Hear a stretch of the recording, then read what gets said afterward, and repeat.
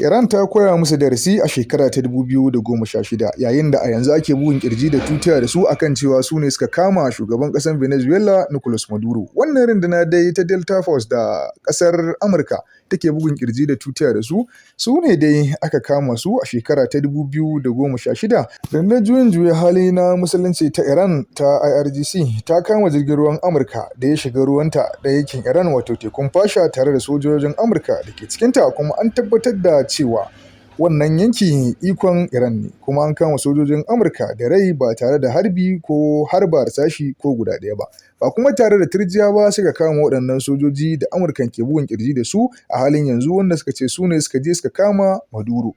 Wannan lamari ya faru ne a shekara ta 2016 tsakanin Iran da Amurka. Hakan ya sake bayyana muhimmancin ikon ƙasa da ƙasa da mutunta iyakoki na ruwa a ɓangaren siyasar duniya, wato musamman a yankin tekun Fasha mai cike da rikice-rikice da kuma gasa ta ɓangaren soji.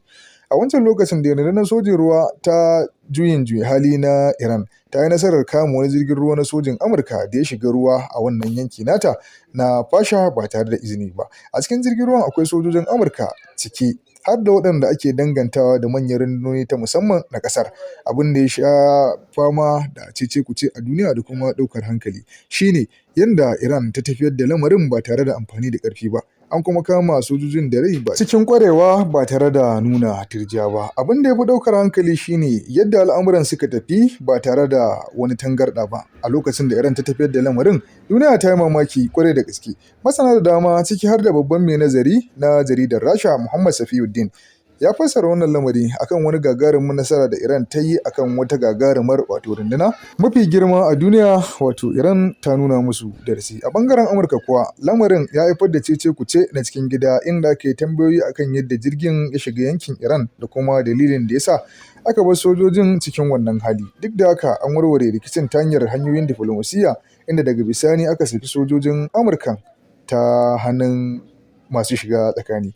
A takaice dai wannan lamari ya zama wani darasi mai ƙarfi daga ɓangaren siyasar duniya, a cewar Safiyuddin. Ikon ƙasa ba magana ba ce, ƙarfi ne kawai wanda za a nuna shi. Sanin doka kuma na iya tafiyar da al'amura za su rage rikici, kuma zai iya zama wato mai tasiri a ɓangarorin duniya yanda ƙasar Iran ta nuna.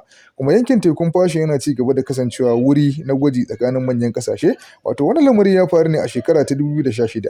Har zuwa yanzu ana tattauna wasu al'amura akan wannan al'amari da ya faru idan lamura suka taso, yayin da a yanzu ake bugun kirji da waɗannan dakaru da Iran ta taɓa cafkewa. ‘Yan waya kuke ganin waɗannan al'amura? Waɗannan bayanai dai da binciko tarihi ya biyo bayan gargaɗi da aka yi wa Sayyid Ayatollahi Al-Khamenei akan cewa Iran ba za ta gagara shiguwa ba kamar yadda aka shiga aka ɗauki shugaban ƙasar Venezuela. So don haka Iran ɗin ma ta shafawa kanta ruwa a dai lokacin da kuma manazarta masu sharhi masana harkokin tsaro da ɓangaren siyasar duniya suka binciko wannan rahoto suka tuna wa Amurka abin da ya faru a baya. Har yanzu ma sun jaddada cewa idan suke su ƙara nuna wa duniya bajintarsu idan har Amurka da ƙawayenta suka yi gigin shigowa yankinta, ko ta ruwa ko ta ƙasa ko ta sama kamar da rahotannin suka bayyana.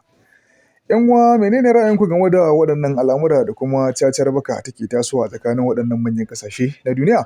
Ku faɗa mana ra'ayinku a comment section, kada ku manta ku mana sharing, like da comment. Wannan rahoto ne zuwa daga Hausa Global.